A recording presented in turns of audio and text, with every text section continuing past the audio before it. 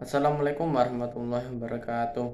Perkenalkan, nama saya Muhammad Ali Rofi Ibrahim, kelas 8A, absen 14. Oke, saya akan membacakan buku Laskar Pelangi yang diciptakan oleh Andrea Hirata. Saya akan membacakan buku yang berjudul Center of Excellence. Oke, tidak lama lagi, kita langsung baca saja. Yuk. Nah, ini dia yang berjudul Center of Excellence. Oke, saya akan membacakannya. Sekolah-sekolah PN Timah, yaitu TK, SD, dan SMP PN berada dalam kawasan gedung. Sekolah-sekolah ini berdiri megah di bawah naungan Agatis berusia ratusan tahun dan dikelilingi pagar besi tinggi berulir melambangkan kedisiplinan dan mutu tinggi pendidikan. Sekolah PN merupakan Center of Excellence atau tempat bagi semua hal yang terbaik. Sekolah ini demikian kaya raya karena didukung sepenuhnya oleh PN Timah, sebuah korporasi yang kelebihan duit.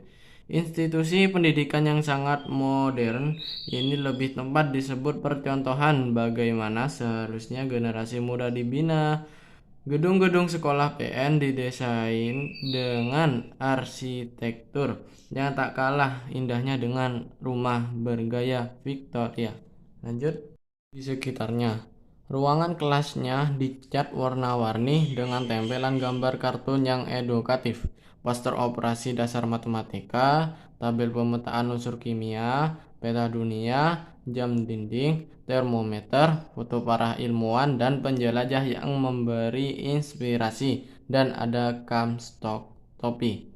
Di setiap kelas ada patung anatomi tubuh yang lengkap, globe yang besar, whiteboard, dan alat peraga konstelasi planet-planet. Di dalam kelas itu, puluhan siswa brilian bersaing ketat dalam standar mutu yang sangat tinggi. Sekolah-sekolah ini memiliki perpustakaan, kantin, guru BP, laboratorium, perlengkapan kesenian, kegiatan ekstrakurikuler yang bermutu, fasilitas hiburan, dan sarana olahraga termasuk sebuah kolam renang yang masih disebut dalam bahasa Belanda yaitu zwembad. Di dalam pintu masuk kolam renang ini tentu saja terpampang peringatan tegas, dilarang masuk bagi yang tidak memiliki hak. Di setiap kelas ada kotak P3K berisi obat-obat pertolongan pertama. Kalau ada siswanya yang sakit, maka ia akan langsung mendapatkan pertolongan cepat secara profesional atau segera dijemput oleh mobil ambulans yang meraung-raung. Mereka memiliki petugas-petugas kebersihan khusus, guru-guru yang bergaji mahal, dan para penjaga sekolah yang berseragam seperti polisi lalu lintas dan selalu meniup peluit. Tali merah bergulung-gulung keren sekali di bahu seragamnya itu. Jumlah gurunya, lanjut. Sekian, ujar Bang Amran Isnaini bin Muntaziz Ilham yang pernah sekolah di sana. Persis pada malam sebelumnya, esoknya aku masuk pertama kali di SD Muhammadiyah itu. Aku termenung. Setiap pelajaran ada gurunya masing-masing, walaupun kau baru kelas 1. Maka pada malam itu aku tak bisa tidur akibat pusing menghitung berapa banyak jumlah guru di sekolah PN. Tentu saja juga selain karena rasa senang akan masuk sekolah besok.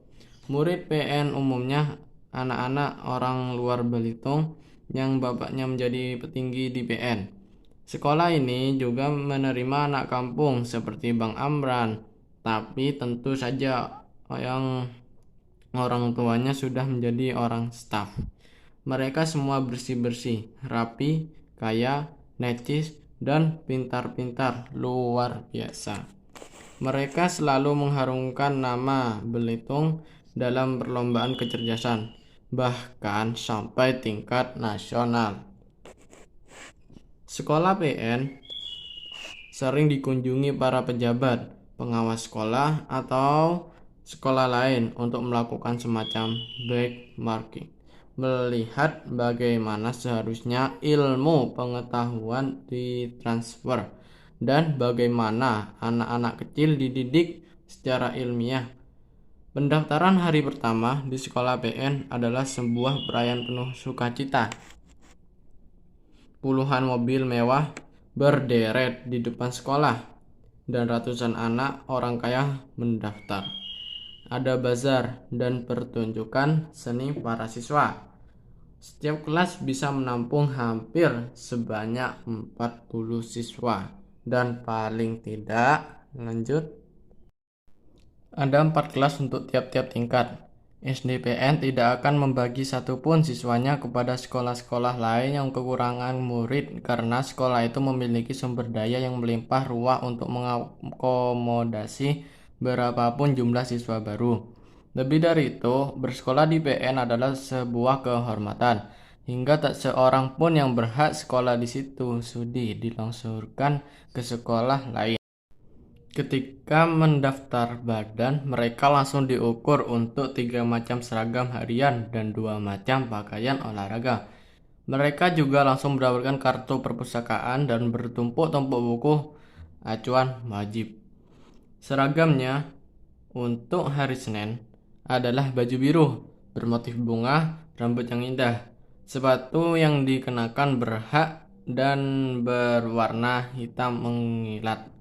Sangat gagah ketika bermarching band melintasi kampung. Melihat mereka, aku segera teringat pada sekawanan anak kecil yang lucu, putih, dan bersayap yang turun dari awan. Seperti yang biasa kita lihat pada gambar-gambar buku komik. Setiap pagi, para murid PN dijemput oleh bus-bus sekolah berwarna biru. Kepala sekolahnya adalah seorang pejabat penting, Ibu Friska namanya. Caranya bermake up jelas memperlihatkan dirinya sedang bertempur mati-matian melawan usia dan tampak jelas pula. Dalam pertempuran itu, beliau telah kalah. Ia seorang wanita keras yang terpelajar, progresif, ambisius, dan sering habis-habisan menghina sekolah kampung. Gerak-geriknya diatur sedemikian rupa sebagai penegasan kelas sosialnya. Di dekatnya siapapun akan merasa terintimidasi. Lanjut. Kalau sempat berbicara dengan beliau, maka ia sama seperti orang Melayu yang baru belajar memasak. Bumbunya cukup 3 macam. Pembicaraan tentang fasilitas-fasilitas sekolah PN, anggaran ekstrakurikuler jutaan rupiah, dan tentang murid-muridnya yang telah menjadi dokter, insinyur, ahli ekonomi, pengusaha, dan orang-orang yang sukses di kota atau bahkan di luar negeri. Bagi kami yang waktu itu masih kecil, masih berpandangan hitam putih, beliau adalah seorang tokoh antagonis. Yang dimaksud dengan sekolah kampung tentu saja adalah pengguruan Muhammadiyah dan beberapa sekolah swasta miskin lainnya di Belitung. Selain sekolah miskin itu, memang terdapat pula beberapa sekolah negeri di kampung kami. Namun kondisi sekolah negeri tentu lebih baik karena mereka disokong oleh negara. Sementara sekolah kampung adalah sekolah swadaya yang kelelahan menyokong dirinya sendiri.